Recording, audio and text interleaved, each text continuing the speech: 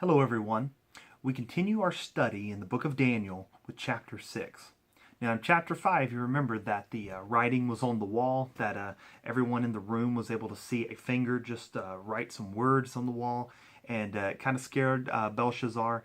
It really kind of freaked him out, and the interpretation of Daniel was that he was going to be, weighed by God, and when God weighed him, he came up missing. He came up wanting. He was not a righteous man. He was not living righteous, or for God for that matter. And so God said, you know what? You're out.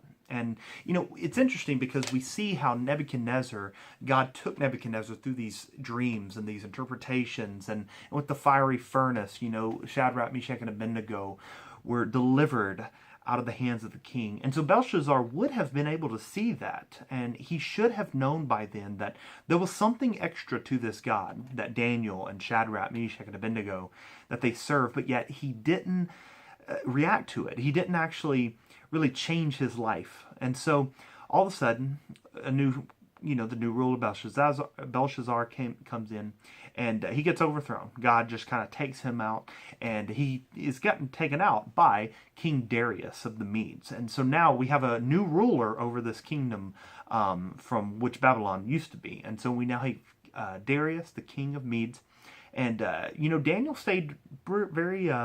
he stayed faithful through this process. He was able to just go from one king to the other, and God seemed like he gave favor to Darius. There was a bunch of what they call satraps. There was 120 of them that Darius set over the kingdom. So it was kind of different providences. He caused these people to be in charge of them. And then over them, he had 3 different presidents, they called them. That he set over all the 120. So kind of like the idea of Congress and like our president, but there's 3 of these guys. And Daniel was actually one of the presidents, okay? And so we have Daniel, we have these other 2 guys, which were not Shadrach, Meshach, and Abednego. They were just 2 other guys. And then we have 120 of the other people that were also not Shadrach, Meshach, and Abednego. So it was, we don't know really where they're at right now. They're kind of just hanging out in now, I guess, the Medo-Persian Empire. And so we see Daniel, it starts off, the satraps and the presidents, they were also responsible for security and collection of tribute. And so Daniel had favor. He was actually going to be made ruler over the entire kingdom. And so Darius obviously saw what Daniel had done. He had heard about the tales of Daniel. And so somehow Darius knew that Daniel was a good guy to have. And so he wanted to use Daniel as part of his rulership over the entire kingdom. So, and everyone else would have known this. The other 2 presidents and the other satraps would have known about this. And they would not have liked this. They would not have approved of this idea. And so you can see there is a little bit of jealousy that happens. And so as we go on, in verse 2 it says, Daniel was to be made one of the satraps. In verse 3, Daniel was said to have an excellent spirit in him. And so he was well regarded. And so there was something that they saw in Daniel, and it wasn't just Daniel being Daniel. There was something that God put in him that people could see, that there was something special about this guy. And so we see in verse 4, then both the presidents and all the satraps were unable to find anything against Daniel. And they knew it. That for some reason they did not like Daniel. They didn't want him ruler. Most of these people probably wanted to be the ruler over the kingdom themselves. And so there was some jealousy, there was envy, there was strife. And but they were trying to find something. You know what? Let's not just go after him. Let's try to find something. And they realized, we're not going to find anything on this guy. This guy is like perfect. I mean, he serves another god, but like we can't find anything that he's just really going against our own kingdom. So we're going to have to set something up. And that's what they thought. You know what? We're going to have to figure out a way, in our own way, how to like pin him in. You know what? There's one thing different about Daniel. The God that he serves. His God is very different from our gods. And for some reason, it seems like, he's separate like that. And so why don't we use that as something we could kind of pin him up against? And so what do? They go behind their back. And, they were evil and they were crafty and stuff. But we see in 6 through 9, knowing that the king would love people to worship him, they made up this document of some sort, an injunction that said, you know what, for 30 days, no one can serve or worship or pray or anything to any other god except for the king. Now, obviously, being a king, he would have loved to hear this. But also, a king in these days, ruling his kingdom, he set up the satraps and the presidents for these reasons. So he didn't have to think about his kingdom every moment of every minute of the day. And so he set up people. And so, I'm sure he signed things without reading them. He signed them without really thinking about them. He just kind of, sure, sounds good. I want people to worship me anyway. For 30 days, yeah, he signed it. But he didn't realize that they were trying to pin Daniel in a position that he couldn't get out of. And now, obviously, he's the king. He probably could have written something to overthrow it. But what happens when a king signs something and then he recants it after that? It kind of doesn't give much validity to the kingdom. And that would have spread to other kingdoms, maybe trying to overthrow him. And so he wouldn't have wanted just to take back what he said, because he knew that would have even created more strife and more, disrespect to him. And so he's like, man, I can't take this back. And he realizes that this, and Daniel also, though, in verse 10, knowing that the document was signed, he still did not bow down to this request. Not even a little bit. We think, maybe he just couldn't have prayed for a few days. No, Daniel was not going to do that. He went to the Lord 3 times a day and was praying and was seeking God in those moments. And how many times do we not even pray in an entire day? But yet, with a legal standpoint, he could not do this. Daniel decided 3 times a day he was always praying to God. He was going to keep praying to God. And think about all the things that's happening in our media and our government right now, and the pressures that are upon the church. Daniel was in this position, legitimately, kind of the same situation, but even more, because, he was being thrown into the lion's den if he didn't. And so, but still, Daniel, we have to look at it. Daniel stayed steadfast during this time. He did not waver. He didn't, bend to the rules. He said, you know what? I'm still going to praise God. I'm still going to pray to Him. I'm going to live this life for God, even though I'm in this situation.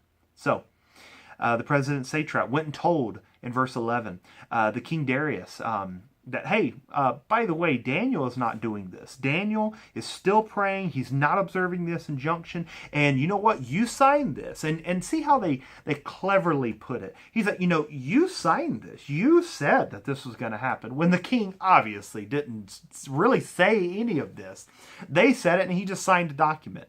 And but they're pinning it on even the king. Well, king, you said, that this is going to happen. If anyone does this, they have consequences. So, if you said this and Daniel's doing this, you should follow up. You should make these consequences happen. Being the king, in verse 14, the king realized that these men, he realized that they had set him up. They realized that, they wanted Daniel gone. They were doing everything that they could. But the king also knew, man, I really can't go back on this. I did sign this. This is kind of an official thing. I don't want to go back and forth. But, but they positioned it like, well, king, you said this. You, king, did all this. And so king didn't bow down. He said, you know what? I'm going to hold to it. And we see kind of through verse 16 and through 18, the king liked Daniel. He didn't want anything to happen to Daniel. Daniel was one of his favorites. He was going to make him one of the highest rulers of the kingdom. But he didn't want anything to happen to him. But we see he didn't eat that night. He fasted that night. Now, how was he fasting? We don't know, but he was fasting that night and not getting good sleep, and which is interesting because we know how Daniel's lion den story turns out. Daniel was sleeping better than the king in a lion's den than the king was in his own palace. So, but we can see how the king knew that there was something different, because he even said, he's like, may the God whom you serve deliver you. He said, maybe he'll deliver you, Daniel. And so he was even acknowledging that there's something different about Daniel and Daniel's God that he was serving. And so he asked him, Daniel, maybe your God can save you. Hopefully he will. But he covered the lion's den. It must have been some form of hole that they could cover. And he put a signet ring on, which could not be revoked except for the king himself. And so we see that he allowed for not even anyone to accuse Daniel of having help. Of maybe someone lowered down a rope and let him in, threw him in again in the morning. No, he covered it. He didn't allow for anyone to even accuse Daniel of having help at all. But isn't it interesting how, the king does this, and at this point, you know, Shadrach, Meshach, and Abednego had each other.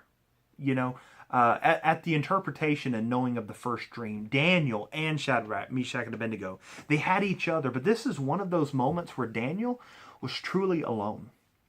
He was truly alone in his persecution and his suffering and his worry, his grief. You don't see anyone else. And sometimes, God can do that for you. We always, encourage everyone to share in each other's burdens, to confess things to each other. Don't do this life alone. This life is hard enough, but, share in each other's burdens, lift each other up in prayer and exhortation and encouragement, but also, rebuking. And Daniel didn't have that.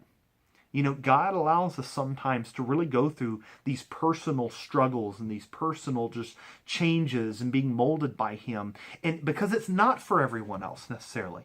Sometimes we really do have to go through something just ourselves, for ourselves, to know how far that we're willing, maybe, even for our faith. Maybe to know that how God is connected to us. And not just simply everyone, but just how intimate God is just with just us.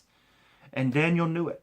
Daniel knew that, he could trust God. But, just like all the other times, we don't see an indication that Daniel necessarily knew God was going to save him.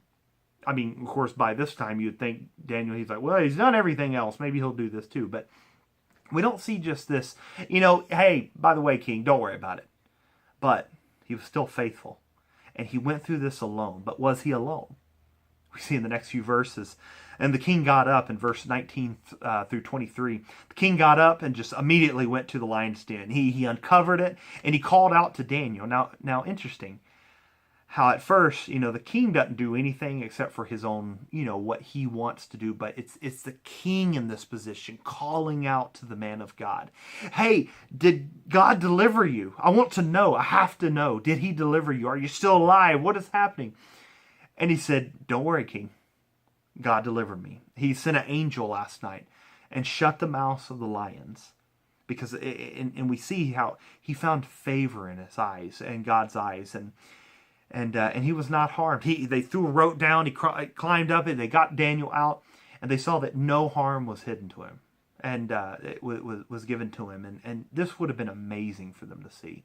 Because, you don't have a den of lions for just no reason. We know that this was actually a practice that was kind of part of the Medo-Persian Empire. It was a thing. This was a pit designed to have lions in it, specifically so that they could throw people in it to kill them. Now, as horrible as it may sound, this was a thing that happened. You got to remember, these people were evil people. These were just horrible rulers, and the culture back then was...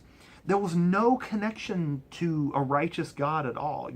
Our country, we have a little bit of persecution, but you got to still think, our country is still founded on the basic principles of a Judeo-Christian worldview. And so we still have this somewhat of connection to respecting others and others' rights. And we see it being taken away slowly, but we do still have a little bit of this connection. And in this culture, in this kingdom, there's no connection to like this righteous God. They have nothing that they're going on. And so the king at this point is being amazed. Like, God, did God save you? Yes, he sent an angel. He saved me. It must have been amazing for King Darius to see this and to know that this was a punishment that usually happened. And yet Daniel was able to come out. Somehow God delivered him. He shut the mouths. He was able to get through this thing that was designed to kill him, but yet it did not. And so, in verse 24, the king realized, you know what? These guys tried to set him up. They tried to get rid of Daniel. And so then the king had all the men and all of their families, the wives, even the children. Now, this was not something that necessarily God would have wanted, but it's something that happened. And so we see him being thrown at all of the men, the harmful presidents, the satraps. They were thrown in. And even before, it said, a detail, before they even hit the bottom, the lions had already started attacking them. God did not save them. He did not save them. He let them die. And because these were evil men. And King Darius let them have it. This was a custom actually back in the day that, anyone that had a false accusation against someone, they actually would be given the punishment that the false accusation kind of person was to be given. And so he said, hey, throw them in the lion's den. That's what the edict you made. That's the injunction. So now you're going to have it happen to you. And so in verse 25, then the king prays to God that Daniel was serving. He talks about how, his kingdom, God of heaven, shall never be destroyed, and his dominion shall be to the ends. He delivers and rescues. He works signs and wonders in heaven and earth. He who has saved Daniel from the powers of the lions. Now, this is not Daniel saying this. This is like a wicked king seeing that Daniel and the God that he serves, there is something different about this God. Now, he, through this act, this Daniel not knowing if he's going to be saved, this act, God has put him kind of in direct harm, but then he saved him, and now an evil king is starting to realize there's something to this God. And now he's even making his own claims of how God is powerful. He's able to deliver. He kept Daniel from harm. And so in verse 28 we see, so this Daniel prospered during the reign of Darius and the reign of Cyrus the Persian. And so it's interesting because we ask God, God, could you promote me? God, give me favor, give me the ability to get the better job, to get the better family, or to the house, the car, whatever it is. Get me out of this situation, get me out of this persecution I'm facing, get me away from my neighbors, But sometimes, before God promotes you, he has to take you through something. And Daniel could have maybe not been saved. Not every time we see in the Bible people are saved. Samson had his eyes gouged out. Elijah was running for his life. David was running for his life. Jesus was crucified. Stephen was the first martyr. He was stoned to death. And sometimes we want these amazing things to happen that God will do in our life. But how willing are we to go through the things that God will put us through to get us to that extra thing, that glory to glory, that promotion, that building up, that next level in Him, just whatever it may be. How far are we in our relationship with God that we will also trust Him in those low places, even though we can maybe see the promotion at the end, we can see that increase at the end, but are we willing to go through the trial to get where God wants us? That's chapter 6. Tune in next week for chapter 7.